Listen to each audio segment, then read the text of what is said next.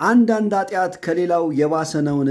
አንዳንድ ክርስቲያኖች ኃጢአትን የምር መጥፎ የሆነና እምብዛም መጥፎ ያልሆነ በማለት ይከፋፍሏቸዋል። ከዚህ የተነሳ አንዳንዶች ኃጢአቶች የእግዚአብሔር ከባድ ቅጣት እንደሚያስፈልጋቸው፣ ሌሎች ደግሞ ይህን ያህል የማያስቀጡ አድርገው ያያሉ። የዚህ ቤተሰብ አባል ካልሆኑ ሰብስክራይብ፣ ሼር በማድረግ ቤተሰብ በመሆን ይጀምሩ። መጽሐፍ ቅዱስ ኃጢአቶች ሁሉ በእግዚአብሔር ፊት እኩል በደለኞች እንደሚያደርገን ያስተምረናል። አንድ ኃጢአት ምንም ያህል ትንሽ ቢሆንም የኃጢአትን ቅጣት ያመጣብናል።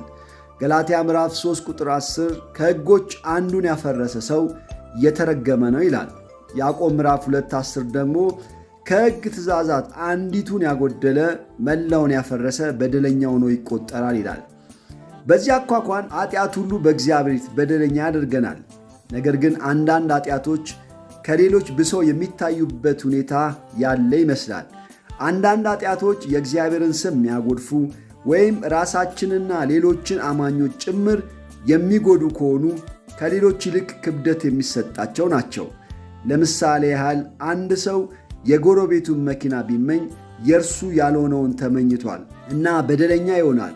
ነገር ግን ያንን መኪና ቢሰርቅ የባሰ ኃጢአት ይሠራል። ምክንያቱም በጎረቤቱ ላይ ጉዳትን ያደርሳልና ነው።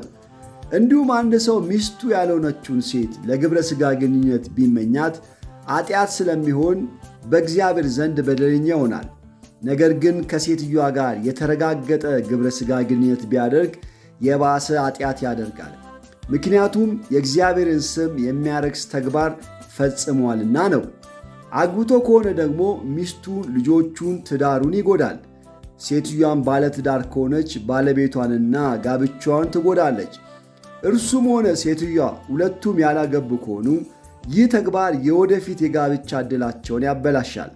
ስለዚህ አንዳንዶች ኃጢአቶች የእግዚአብሔርን ስም፣ ኃጢአት የሚሠራውን ሰውንና ሌሎች ሰዎችንም ስለሚጎዱ ከሌሎች ኃጢአቶች የባሱ ናቸው።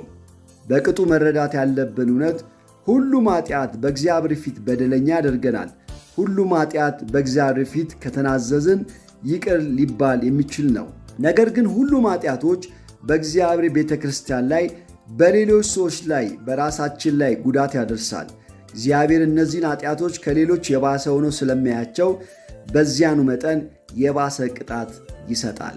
ኢየሱስ ለጴንጤናዊ ጲላጦስ አሳልፈው ስለሰጡት ሲናገር አሳልፈው የሰጡት ከጲላጦስ የባሰ ኃጢአት እንደሚያደርጉ አስጠንቅቋቸዋል።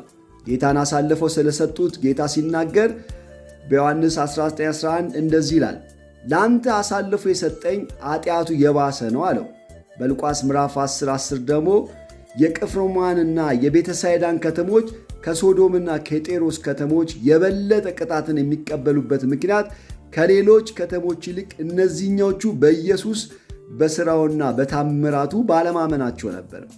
ሁሉም ኃጢአቶች በእግዚአብሔር ፊት እኩል ቢሆኑም ነገር ግን አንዳንድ ኃጢአቶች በቤተሰብ ላይ፣ በአገር ላይ፣ በሌሎች ሰዎች ላይ የሚያደርሱት ጉዳት ብዙ ነው። ቅጣታቸውን በዚያው ልክ ነው። ክርስቲያኖች ኃጢአትን መስራት እንደሌለባቸው ሐዋርያው ዮሐንስ እንደዚህ ይላል፣ ልጆች ሆይ ኃጢአትን እንዳታደርጉ ይህን እጽፍላችኋለሁ ይላል። ኃጢአት በእግዚአብሔር ላይ ማመፅ ነው፣ ፍርድንም ያስከትላል።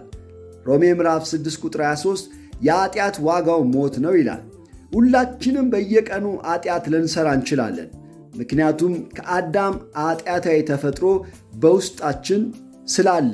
ሆኖም ግን አማኞች በእኛ ላይ በሚያድረው በመንፈስ ቅዱስ ኃጢአትን ለመቋቋም እንችላለን። ኃጢአት ስንሰራ ግን ኃጢአታችንን በእግዚአብሔር ፊት ከተናዘዝን፣ ይቅርታም ከጠየቅን ከእርሱም ጋር ፍጹም ወደሆነ ኅብረት ግንኙነት እንመለሳለን።